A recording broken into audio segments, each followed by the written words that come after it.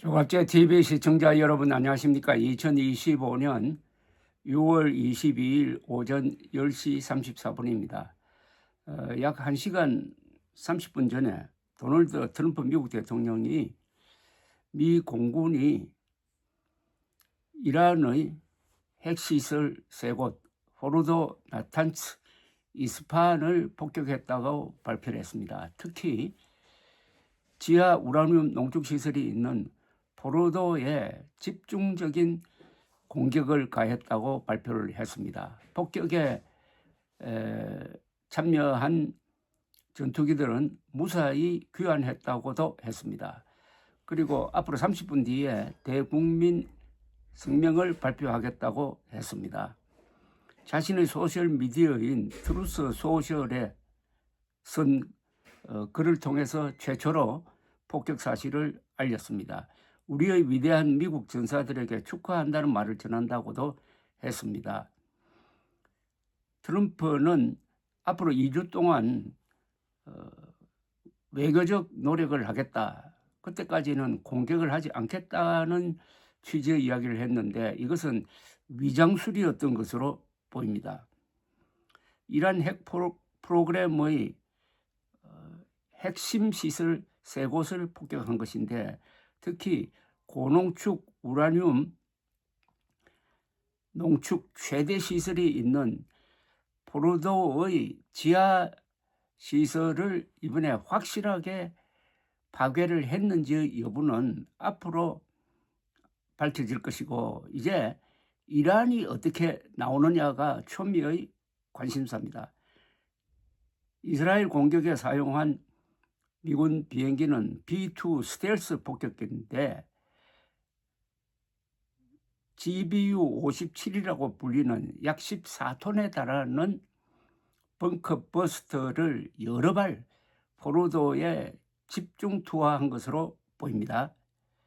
포르도는 끝장났다는 표현을 썼지만 아직은 정보 판단이 더 필요할 것으로 보입니다. 트럼프의 발표가 있기 직전에 미군이 B-2 스텔스 폭격기 여러 대를 태평양 괌기지로 이동시킨 것이 확인되었는데 이 폭격기가 동원된 것으로도 보입니다. 트럼프는 이제는 평화의 시간이라면서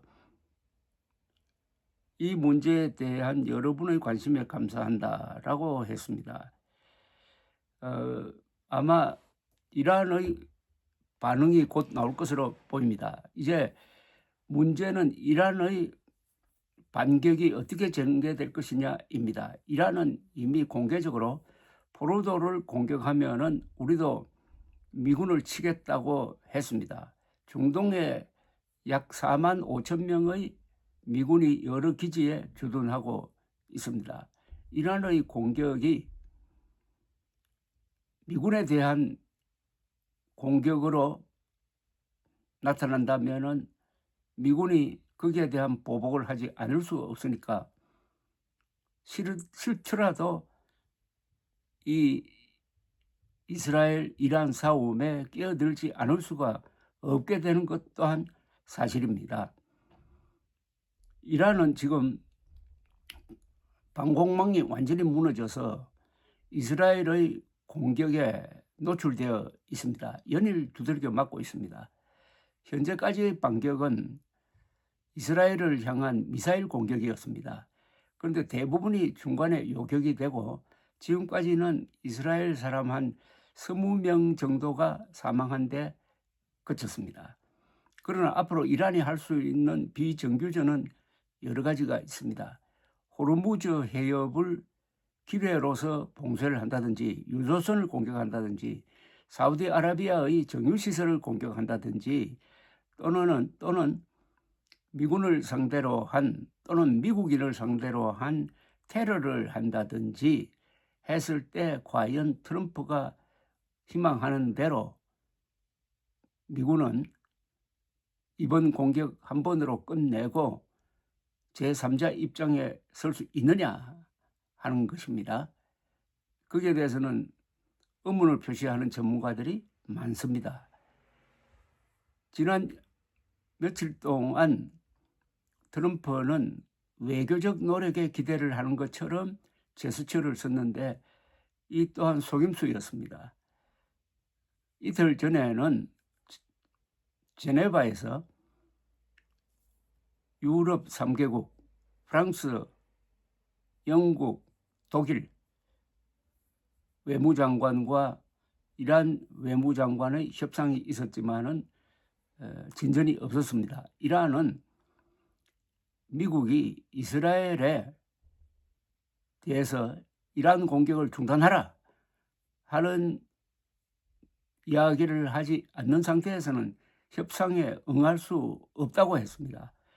아마 트럼프는 그런 태도를 보고 이번 공격 명령을 내린 것으로 보입니다.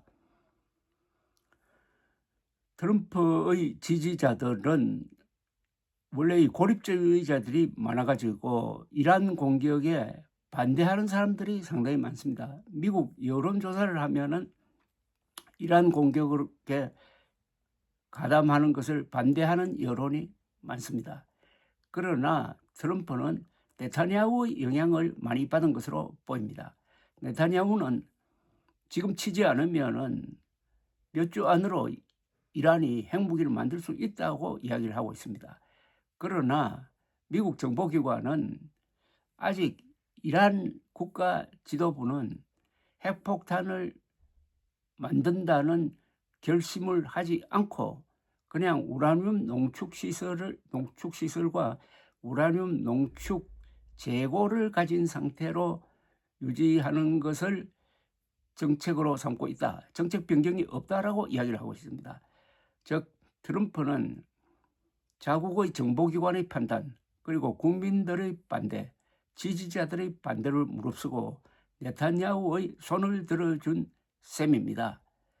그런데 이스라엘은 내친김에 이란의 하메네이 신정체제까지 무너뜨리겠다고 나오고 있습니다. 트럼프가 오늘 아주 호쾌하게 이란에 대한 공격이 성공했다고 하겠지만은 이게 과연 며칠 갈지는 더 기다려봐야 합니다. 이란은 너무나 큰 나라입니다. 또 이란의 잠재력은 미국도 어떻게 할 수 없는 나라입니다.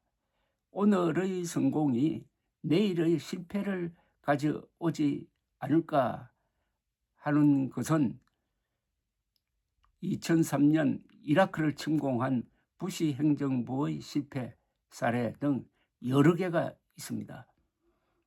트럼프의